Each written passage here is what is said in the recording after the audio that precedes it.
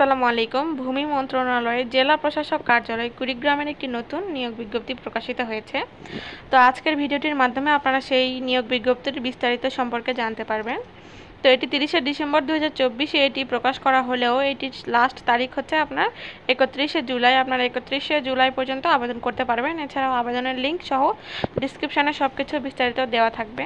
তো চলুন পদের নাম সহ পদ সংখ্যা, বেতন স্কেল এবং কী কী শিক্ষাগত যোগ্যতা লাগবে সেগুলো নিচে থেকে আমরা জেনে আসি। তো প্রথমে পদের নাম, 1 নাম্বার হচ্ছে ড্রাফটসম্যান। এখানে পদ সংখ্যা রয়েছে একটি, বেতন গ্রেড হচ্ছে 15, 9700 থেকে 23490 টাকা। এক্ষেত্রে শিক্ষাগত যোগ্যতা লাগবে কোনো স্বীকৃত বোর্ড হইতে ন্যূনতম দ্বিতীয় বিভাগ বা সমমানের জিপিএ সহ উচ্চ মাধ্যমিক সার্টিফিকেট বা সমমান পরীক্ষায় উত্তীর্ণ। তাছাড়াও 6 মাসের কোনো কারিগরি শিক্ষা বোর্ড থেকে যদি কোনো ট্রেন্ড কোর্স বা সনদপ্রাপ্ত বিষয়ে কোর্স থাকে সেক্ষেত্রে সেই সার্টিফিকেটও আপনারা প্রদর্শন করতে পারেন। 2 নম্বর হচ্ছে অফিস সহকারী বা কম্পিউটার মুদ্রাক্ষিক। এখানে পদ সংখ্যা 21, এটি একটি বিরাট পদ সংখ্যা, আপনারা চাইলে এখানে আবেদন করতে পারেন। এটির গ্রেড সংখ্যা হচ্ছে 16, 9300 থেকে 22490 টাকা এর বেতন স্কেল। এর ক্ষেত্রে শিক্ষাগত যোগ্যতা লাগবে কোনো স্বীকৃত বোর্ড হইতে ন্যূনতম দ্বিতীয় বিভাগ বা সমমানের জিপিএ সহ উচ্চ মাধ্যমিক সার্টিফিকেট।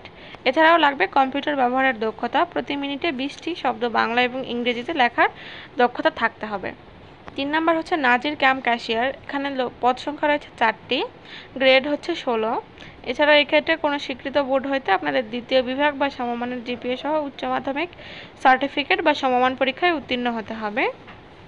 এক্ষেত্রেও আপনাদের কম্পিউটার ব্যবহারের দক্ষতা লাগবে এবং প্রতি মিনিটে ইংরেজি এবং বাংলায় সর্বনিম্ন 20টি শব্দ লেখার দক্ষতা থাকলে খুবই ভালো হয়।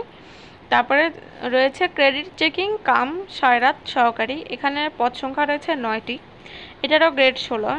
এক্ষেত্রেও আপনাদের কোনো স্বীকৃত বোর্ড হইতে ন্যূনতম দ্বিতীয় বিভাগ বা সমমানের জিপিএ সহ উচ্চ মাধ্যমিক সার্টিফিকেট বা সমমান পরীক্ষায় উত্তীর্ণ হতে হবে।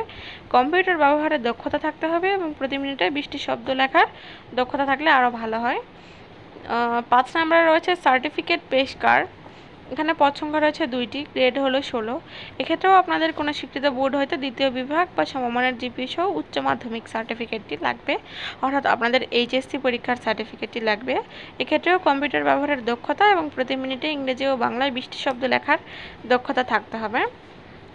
6 নম্বরে রয়েছে সার্টিফিকেট সহকারী। এখানে পদ সংখ্যা রয়েছে 4টি, এক্ষেত্রেও বেতন গ্রেড 16। এছাড়াও কোনো স্বীকৃত বোর্ড হইতে ন্যূনতম দ্বিতীয় বিভাগ বা সমমানের জিপিএ সহ উচ্চ মাধ্যমিক পরীক্ষায় উত্তীর্ণ এবং কম্পিউটার ব্যবহারের দক্ষতা এবং কম্পিউটারে প্রতি মিনিটে ইংরেজিতে এবং বাংলায় 20টি শব্দ লেখার দক্ষতা থাকতে হবে।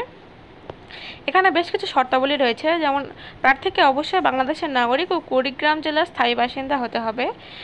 নিয়োগ সংক্রান্ত যে সকল তথ্য কুড়িগ্রাম জেলার যে ওয়েবসাইট, এখানে ওয়েবসাইটের নাম দেওয়া রয়েছে, আপনারা দেখতে পাচ্ছেন www.kurigram.government.bg।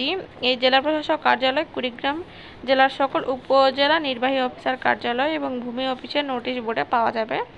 একজন প্রার্থী একটি পদে ব্যতীত বেশি পদে আবেদন করতে পারবেন না। একাধিক পদে আবেদন করলে আবেদনসমূহ বাতিল হয়ে যাবে, অর্থাৎ আপনারা একটি পদেই শুধুমাত্র আবেদন করতে পারবেন। আল্লাহ এছাড়াও প্রার্থীর কম্পিউটার টাইপিংয়ের নির্ধারিত গতি থাকতে হবে। তো এছাড়াও আপনাদেরকে এখানে দরখাস্তর মাধ্যমে অ্যাপ্লিকেশান করতে হবে। আবেদনপত্র আগামী 2/7/2025 তারিখ থেকে 31/7/2025 তারিখ পর্যন্ত বিকেল 5টা অফিস চলাকালীন সময়ের মধ্যে ডাকযোগে নিম্ন স্বাক্ষরকারীদের অফিসে পৌঁছে দিতে হবে। তো আপনারা 2 তারিখ থেকে 31 তারিখ পর্যন্ত অ্যাপ্লিকেশান করার সময় পাবেন। সরাসরি আবেদনপত্র গ্রহণযোগ্য নয়। বয়সসীমা রয়েছে, প্রার্থীর বয়সসীমা 18 থেকে 32-এর মধ্যে হতে হবে। বয়সের ক্ষেত্রে কোনো এফিডেভিট যুক্ত নয়। এছাড়াও বিবাহিত মহিলা প্রার্থীদের ক্ষেত্রে স্বামীর স্থায়ী ঠিকানা উল্লেখ করতে হবে।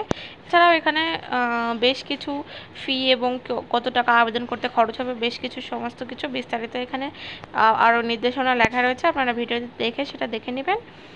তো আজকের ভিডিওটি এই পর্যন্তই। ধন্যবাদ সবাইকে। আসসালামু আলাইকুম।